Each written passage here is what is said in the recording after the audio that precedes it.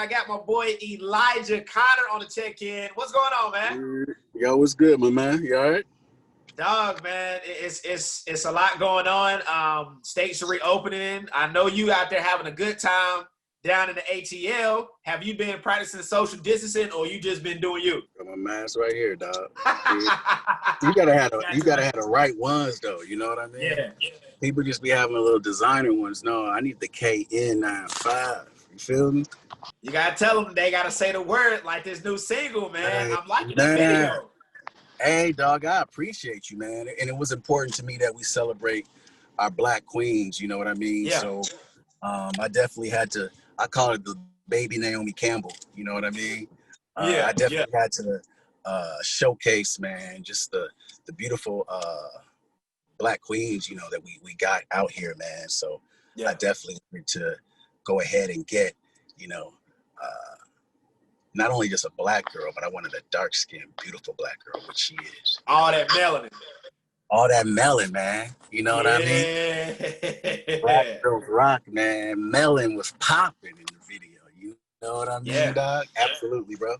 So, and it's crazy that you put this record out, because we're at such a pivotal moment where making sure that we uplift Black queens is a priority. It has been a priority, and it will remain one, but it's such a pivotal moment right now, making sure that we keep uplifting queens, that we keep putting out music that doesn't downgrade them, but that only edifies them. So kudos to you for putting this record out, man.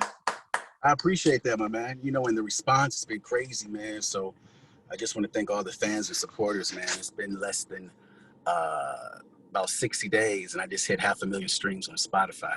That may not be a big number for somebody else, but for me as an independent artist, man, you know, it's been grinding, man. That's good for me. You know what I mean? So let's keep running it up and get it to 1 million, man. Check out the video. It just hit BT Jams and music choice, man. So spread the word, man. Don't only say the word, spread the word.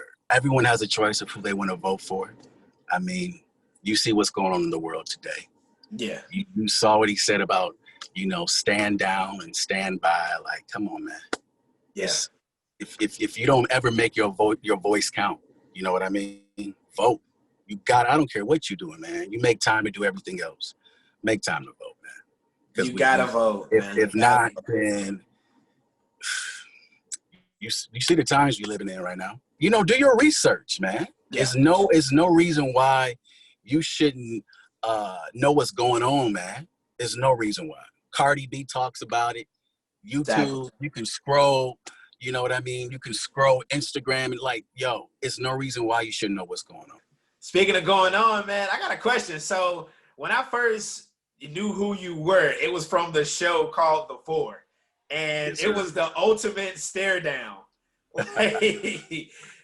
Do you feel like that moment has overshadowed the whole stigma of who you are, or do you feel like that's kind of opened more doors to people to really pay attention to the music and the content that you put out? Well, I definitely think kind of both, but I definitely think they went hand in hand. I didn't really go on The Four to win the show, because a lot of times these shows, the people who win, they never pop. Jennifer Hudson didn't win American Idol, but she's a household name. Yeah, it's a global name. She got the Oscar, she got the Emmy, she got the Grammys. You know what I mean? So one thing that this show did do for me is give me the platform. You know what I mean? It gave me the platform to, the night that I was on, they hit 20 million viewers, man. Wow. You know, so it kind of put me in it gave me a platform for people who didn't even hear or never heard of my name. Yeah. Now that they research and follow me, listen to the music, things in that nature. So did it overshadow it? I won't say it overshadowed it, because I think what it did was it definitely gave me the platform, as well as it opened the door. I'm in Atlanta now because of that show. Yeah. Because right before the pandemic happened, I was getting ready to film, I won't say it until y'all see it, but you was ready to come up on a bag from I was filming. Well, I still came up on the bag, but I just haven't filmed it yet until they open certain things back up, you know, with SAG. You know, I'm a SAG actor, so things, it has to meet certain criteria, put it like that, with the safety. So, but there are some major things coming on a major TV show that's out now. They're on their 5th season. So I got a part on there just from the stare down, man. One of the producers had hit me in my DMs like, yo, that was iconic, man. I'm like, so I wrote back. I was like, yo, I need to get on the show, man. I need a little, let me come on as an extra or something. Yeah, something, just get your foot on. You know, just talking stuff, man. And she ended up hitting me, and she was like, actually, we have a new role that I think you would fit. I'm like, okay, cut my hair and everything. And she was like, no, we actually need them to know that it was you. So I'm like, okay, bet. So I went and read the script, had a table reading. She gave me the part, bro. And literally, this was like the beginning of March. And then literally the next week, everything like shut down. Wow. You know what I mean? But we're supposed to be going back to filming and doing some stuff, man. But I mean, just the opportunities definitely opened up. And what it taught me is I basically took something that was meant to defeat me and turned it into a win. You know what I mean? So, I mean, it was on that part right there, man. Speak on that, turning defeat into winning. Because a lot of people need to hear this, man. And I hope and pray that when we put this interview out, that this specific part helps a lot of people that may be stuck in this moment right now. Go for it, man. I mean, to get a no and be bigger than the person who got a yes. Yeah. You know what I mean? It speaks volumes. And it also speaks volumes from, I don't know if you saw it, but how I left the stage. Yeah. You know what I mean? I saw it. Everyone was like, man, you went quiet for a minute. Yeah, I went quiet for a minute because I literally was going back and forth in my mind like, yo, should I say? I'm like, you know what, E? And I looked at Diddy. I said, you know what? Can I say something? He was like, yeah, you can say something. And they both sitting there, him, DJ Khaled, Megan Trainor. Megan Trainor just sitting there like, please don't say nothing crazy. And DJ Khaled, they looking like this guy about to just go off. I said, yo, I was like, yo, I hope this is not what I'm about to see. And then I said, you know what? I want to thank you for the opportunity. Diddy and Khaled looked at each other like, yeah, that was like, okay. I said, it's going to pop either way. Keep your eye on E. I'll see you again. That boy I think just from that, man, it actually, you know, I think it was meant to position me to see like, yo, let's see if this guy is going to do the opposite. Because I kind of think that would have blackballed me, to be honest with you. At the end of the day, people can say what they want to say about Diddy, but Diddy is Diddy. At the end of the day, he has the power to do that. And the crazy thing is, right when I had moved to Atlanta last year, he just had the Revoke conference. So I went to the conference, and I was sitting in the second row. He came out and was in the front row.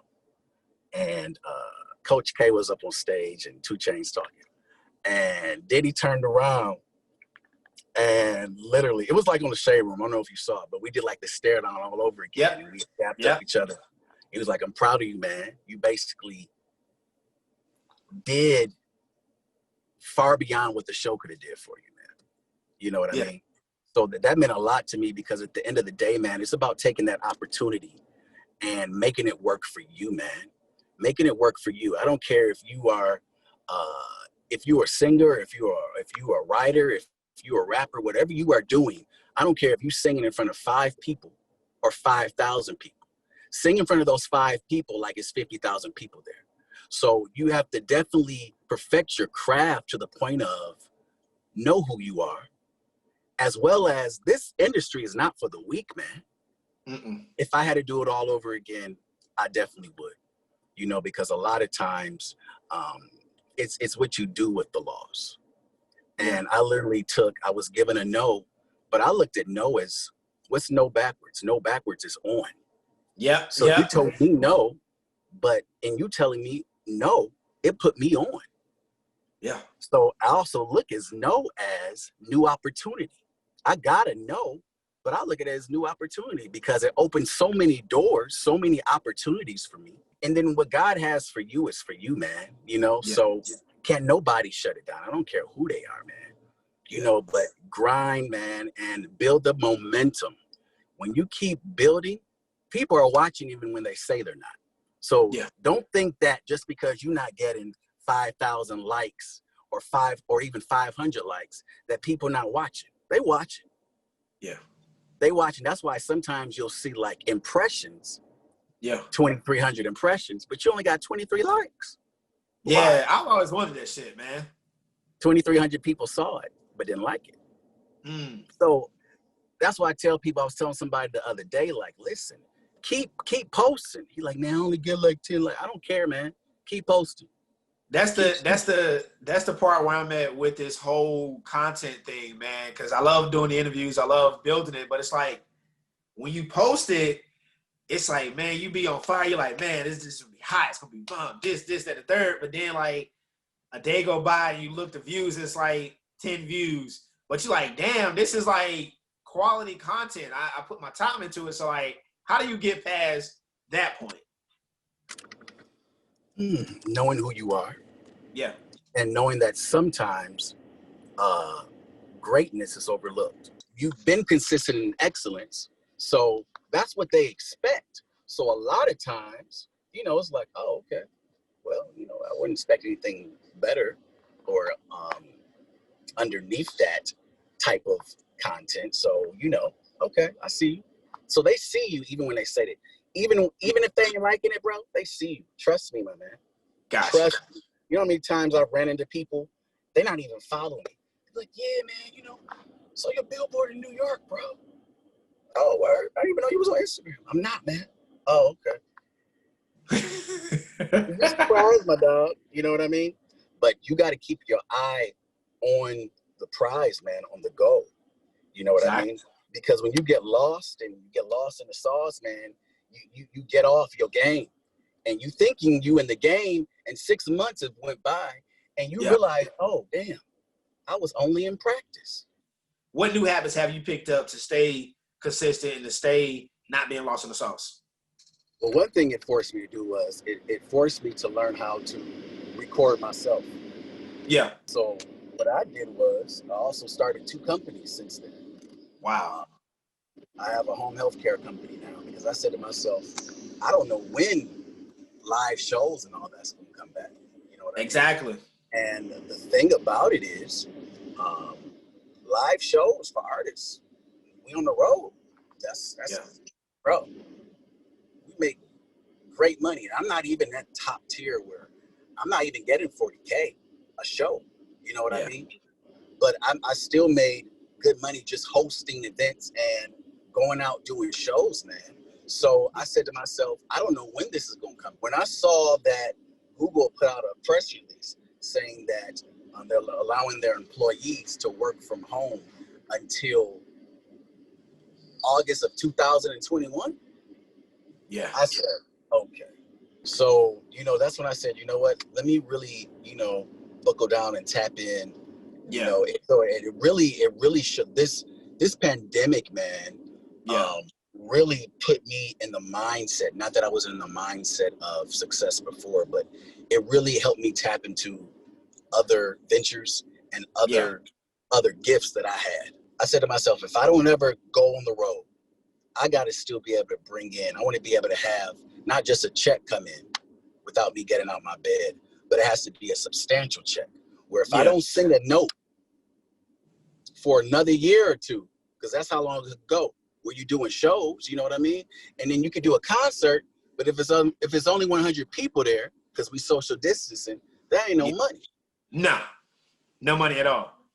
You know what I mean? And I see people doing virtual shows and all that, but unless it's like a real big sponsor behind it, there ain't no money. $4.95 for a virtual, there ain't no money, bro. I had already had my label up and running. I basically started my label just based on, I got tired of waiting on people. Yeah. You know what I mean? I'm gonna do this, bro. stop waiting on people, man. I want to tell somebody that who's listening, like, stop waiting on people. Stop putting things off. You can make it happen. A lot of people be like, yo, I don't know where I'm gonna tap in. A lot of what I had to look at was, I was sitting on the gold mine, which was my phone. Yeah. My phone book, my contact list, bro. That was a gold mine that I didn't even know that I forgot to tap into, man. So when I just started tapping into it, I'm like, yo, I'm able to make stuff happen. The same stuff happen that major labels are able to make happen. You don't see no independent artists with a billboard in Times Square. Yeah, that don't come often. I've never seen that. Now, don't get me wrong. That's what I mean by going viral and doing the forward has helped, because they pulled the impressions off of that. You know, that did like 1 billion impressions, bro. Yeah. So they saw the numbers on that. They're like, yo, let's throw them a billboard, bro. So, I mean, it's been some blessings that have came out of just this whole year, man. And 2020 still ain't over, bro. Everybody like, man, I'm ready for 2021.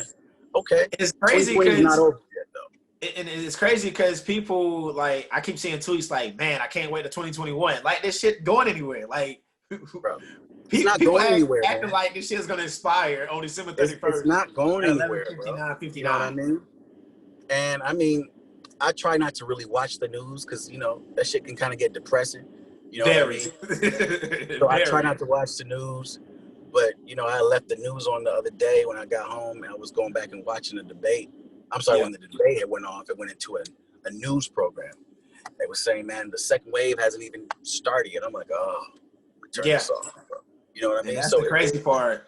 So, I mean, it's definitely not going anywhere, man. So, you really got to, like I said, tap in and see how you are going to make things happen. So I was able to really just, like I said, I ended up putting a studio in my place now.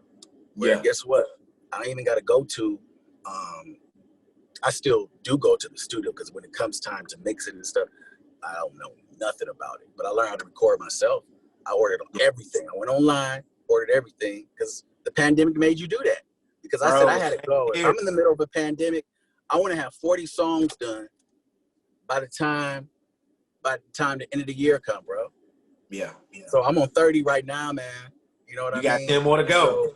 So it's crazy, man, that you know you said that, because for me, you know, the pandemic forced me to learn how to edit my own videos. It forced me to learn how to do my own motion graphics. Like, coming from working in radio and then being let go because of a pandemic, it takes away from the resources like a digital person or a graphic person or somebody that you got on call. But now that is me, bro, this pandemic has pushed me to a point where I can edit my own shit now.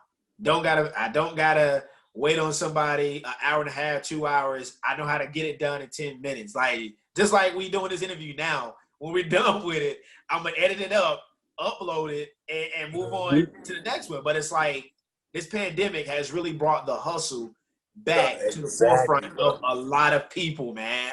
And it's actually good that it's woken up a lot of people that kind of got complacent and comfortable, because you know, you get used to doing something for so long. Absolutely. And the order gets so tedious to the point where you get it down to a science. But when something happened, that shift happened, it kind of shook a lot of people, dog. I ain't gonna front, like, I ain't know what to think. Absolutely. And to be honest with you, it leveled the playing field.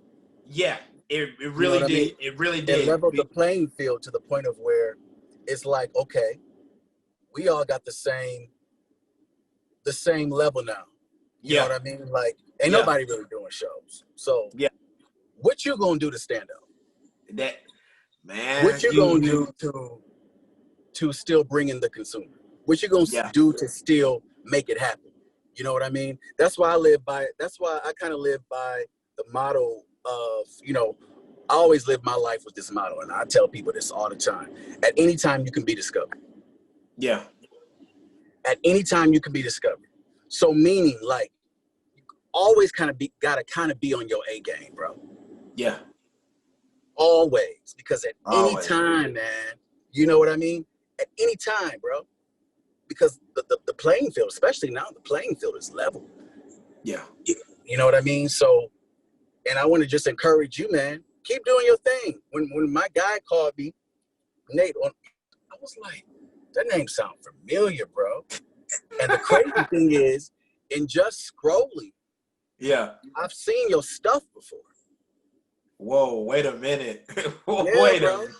Just from the algorithm, bro. Just from the algorithm, man. For real? So, yes. That's crazy. So I was like, that's crazy. Okay. Bet. And I'm glad you was able to get on. I feel like the way this conversation went, it was meant to go this way. Like, half the stuff we talked about, I ain't even planning to talk about it, but I'm glad we did, because I feel like I got a lot out of this, with it not just being just an interview, but I've gotten a lot more out of this. So I'm happy, dog, that we was able to do this today. Absolutely, bro. And I tell just to aspiring artists, aspiring producers, you know what I mean? And just people who are aspiring to be in the industry, or to even level up to that point. You know what I mean? Much respect, my man. I appreciate you interviewing little old me, my dog. You know what I mean? Man, dog, I'm glad and humbled that you agreed to do it, man. Absolutely, that made my day. So absolutely, I thank you for doing this, man. Absolutely, my man. And shout out to your listeners and your supporters, man. Make sure y'all follow me, Elijah Connor, ELIJAHCONNOR. Check out the video, man. Spotify, any support y'all show, I really appreciate it, man. And like I said, my man, I'll see you at the top, my dog. Appreciate you, my guy. You know it. Hey, before we get up out of here, man, I got to get you to do at least a little bit of the chorus and say the word for the people, man. You got to do it for them tonight. Got to do it for them. Say the word. You don't want to be alone. You don't want to be at home. You've been through the hassle of them showing fake love to your face. Say the word. Yo. My dude, Elijah Connor, appreciate you for checking in, my guy. My man. Yes. Appreciate you, my guy. Thank you, my brother. Thank you.